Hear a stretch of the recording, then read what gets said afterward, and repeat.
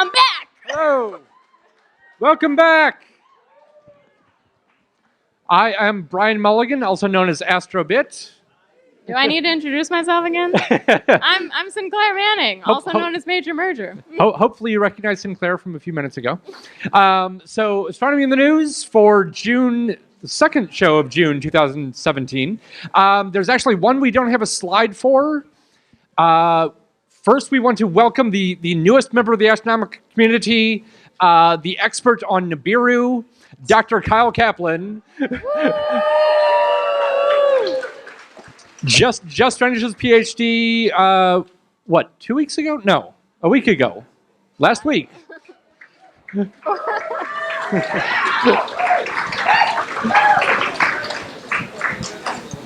All right, I'm first up.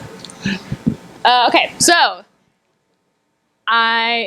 good things do come to those who write their news slides at the last minute because they're working on their talk, because this only came out yesterday, so yay us. So yesterday it was announced that NASA's Kepler telescope has found another 219 potential exoplanets. So yeah, that's pretty sweet. So this raises the total count of exoplanets discovered by Kepler to 4,034. It's pretty sweet. So 10 of the new candidates are near Earth in size and sit in the habitable zone of their host stars. So come on, aliens! And with these new additions, Kepler has found 49 total potential habitable planets. And so this plot shows in blue all of the previously known Kepler planets, and then yellow are the new ones from this new release. And so for this last round of observations, the Kepler team focused on trying to find Earth-sized planets around G-type stars like our sun. Okay, so the American Astronomical Society's 230th meeting happened in Austin at the beginning of this month. One of the announcements there was from our own UT astronomer, Trent Dupuis. So he reported on his decade-long work in association with Michael Liu of the University of Hawaii. They were observing essentially failed stars in the proximity of our solar system. So they observed the orbits of 19 binary systems and were able to accurately measure the mass and temperature of 38 of those individual objects. On the plot up here, those are the red dots. The white ones over here are the ones that we previously know about prior to their study.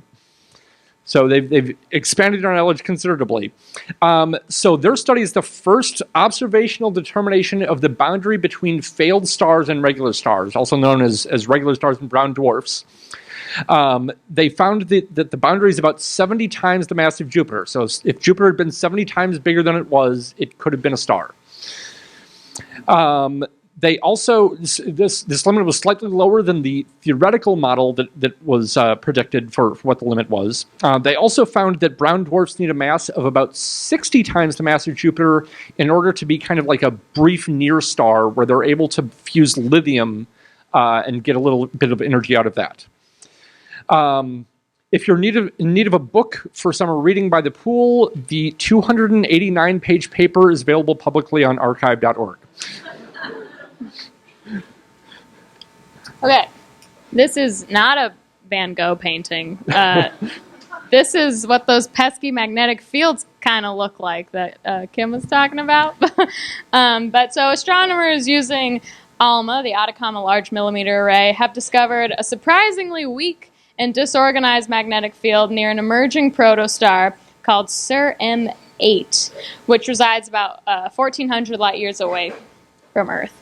So ALMA maps the polarization of light emitted by dust grains that have aligned themselves with the magnetic fields. And previous studies of protostars have shown strong magnetic field lines in a classic hourglass shape that starts near the protostar and extends outward. So clearly this one does not have that signature.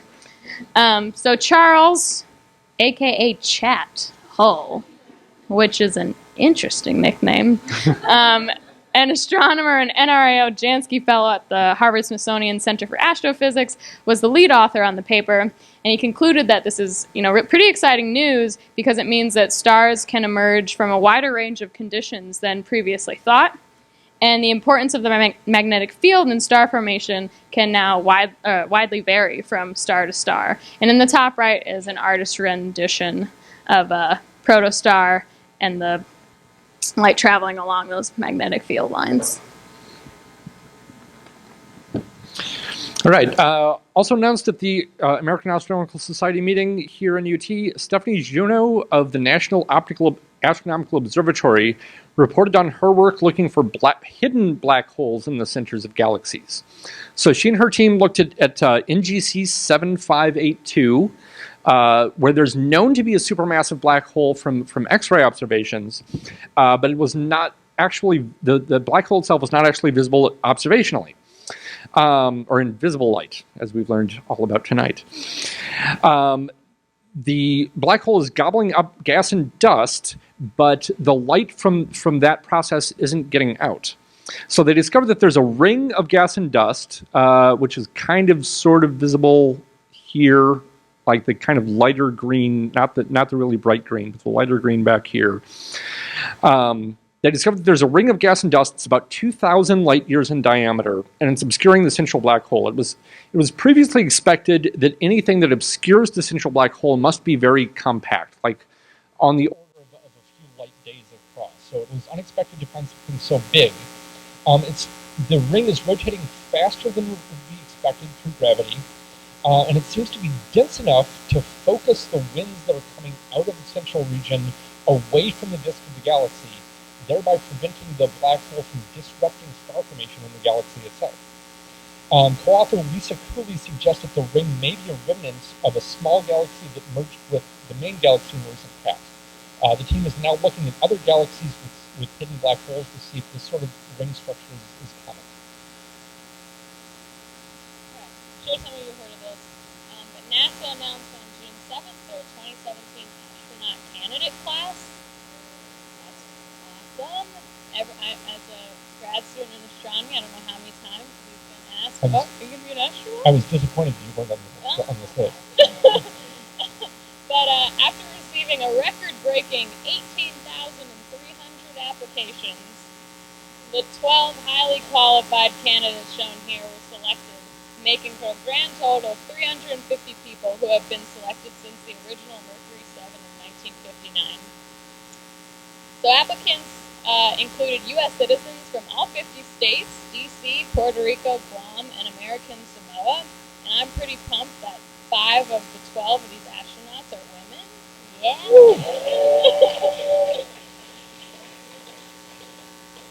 So it's not over yet, though. The astronauts will undergo 2 years of training at Johnson Space Center in Houston before being assigned to a particular mission. And one thing I found very interesting is that I read through their bios and backgrounds and what they did to become an astronaut. And I'm just going to list off some of their, some previous and some still current jobs that they hold. So as you might imagine, a lot of Air Force, Navy, Marines, Army people. One is a current PhD student. Guys, what are we doing? Why are we not astronauts? One's a postdoc, current postdoc. Postdocs back there. One got their master's in aerospace engineering. One was a helicopter pilot. One's currently an assistant professor of aeronautics. And then one guy, I can't remember which one it was, but one has formerly been an ice driller and a commercial fisherman. So, anyone can be an astronaut. Drill on your robot. There you go. Okay, so next up is Astronomy Not in the News. This is our new segment in which we talk about a recently submitted or published paper within the field of astronomy that has not generated news headlines or press release, but it has generated a lot of discussion within the astronomical community. So this month is recent research by Bomi Lee, a graduate student at the University of Massachusetts Amherst. She used a sample of 23,580 galaxies that are between about 6.5 and 10.5 billion light years away. This also means that we're seeing those galaxies as they were about 3 to 6.5 billion years after the Big Bang. So they were looking to better understand the relation between how quickly the galaxies form stars and how big the galaxy is. And you'll see it's kind of, the higher the mass of the galaxy, the more stars that they form on a, not on this particular plot, not necessarily particularly strong relation. You can see that, they form stars more quickly the more massive that they are. They largely confirmed that, unlike previous studies, they used a variety of models of history of star formation of each galaxy in their sample. And they confirmed that star formation slows down when galaxies become very massive. So you can kind of see that it starts to kind of fall off at the high mass end. For low mass galaxies, or they also find that galaxies can slow down for low mass. Star formation slows down for low mass galaxies in certain circumstances. What they also find is that galaxies, when they slow down in star formation, the galaxies become more compact, become more concentrated towards their center. For low-mass galaxies, this is probably due to interactions with surrounding gas or other galaxies, whereas for high-mass galaxies, it's due to some internal factor that is essentially yet to be determined, probably some sort of feedback mechanism from the black hole or the high-mass stars within the galaxy. Something relating to the galaxy becoming more massive. All right, that's all we have for Astronomy on the News for this month. Thank you all for coming out. See you all next time.